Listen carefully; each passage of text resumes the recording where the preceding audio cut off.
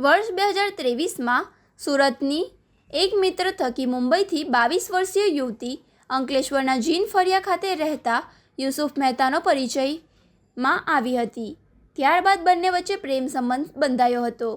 યુવતી અંકલેશ્વર આવતી જતી હતી અને યુસુફના પરિવારજનોને પણ મળી હતી તેમજ અહીં મહિનાઓ સુધી રોકાતી હતી.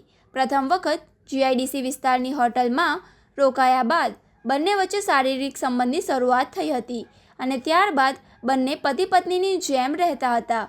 યુસુફ મહેતા યુવતીને અંકલેશ્વરની અલગ અલગ હોટલમાં લઈ જઈને અવારનવાર દુષ્કર્મ આચરતો હતો. જોકે જ્યારે પણ યુવતી લગ્નની વાત કરતી ત્યારે તે વાત ઉડાવી દેતો હતો. થોડા સમય પૂર્વે યુસુફ મહેતાએ અન્ય યુવતી સાથે લગ્ન કરી લીધા હતા અને ઇન્સ્ટાગ્રામ પર તેનો ફોટો અપલોડ કર્યો હતો. આ ફોટો જોતાં જ યુવતી સામે યુસુફનો ભાંડો ફૂટી ગયો હતો.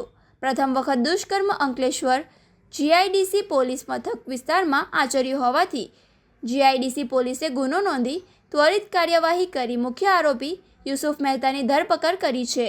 આ મામલે યુસુફ ઉપરાંત તેના પરિવારના 5 સભ્યો સામે પણ ગુનો નોંધવામાં આવ્યો છે અને પોલીસે આગળની તપાસ તેજ કરી છે.